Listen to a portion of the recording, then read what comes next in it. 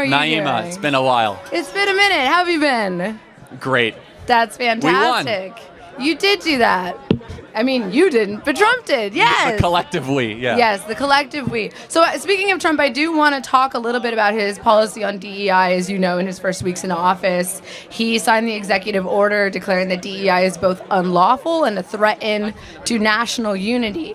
And I just kind of want to ask you to elaborate on why DEI is unlawful.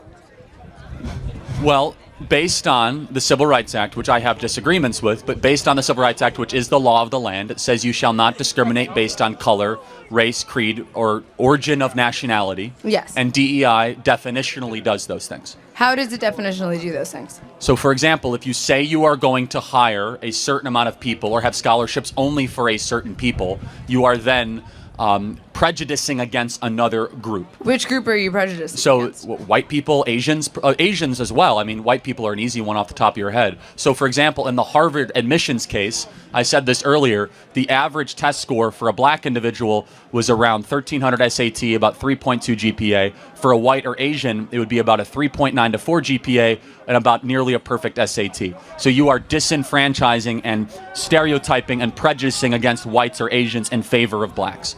You're not prejudicing against whites or Asians, though, because DEI is not on a race basis. DEI stands for diversity, equity, and inclusion of all people. Affirmative action is what is intended to address racial inequality, but DEI isn't on the basis of race. Well, so DEI is a project of the affirmative action movement. So one comes before the other. He signed an executive order against both, for the record, so I wasn't sure which one you were talking about. I'm talking about DEI. So DEI, it depends what we mean in practice. So I can give you one example. There are black-only graduation ceremonies at certain schools or black-only dormitories. But those are kind of student-led. I Hold mean, on, I'm but part of a black-only let's play this out. organization, So- and it's run by students. It's not Fair through enough. the school. Let's play it out. So if there is a black-only, let's pretend, which it's not, that building is black-only.